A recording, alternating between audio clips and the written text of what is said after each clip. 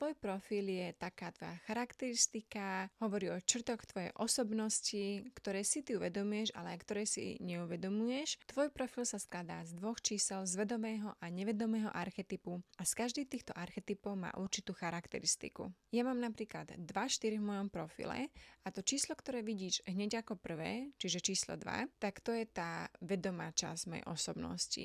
To je časť osobnosti, o ktorej ja viem, s ktorou sa najviac stotožňujem, ktorá mi je najbližšia, môžem povedať. Tá druhá časť, čiže 4, to je nevedomá časť. A to sú vlastne tie časti tvojej osobnosti, s ktorými sa nemusíš až tak veľmi hneď napríklad stotožniť, keď si o nich prečítaš. Avšak čím sme starší, tak tým viac žijeme aj tú našu nevedomú časť. Treba však povedať, že tieto dve čísla žijú v balanse a pomáhajú ti naozaj žiť ten život v harmónii.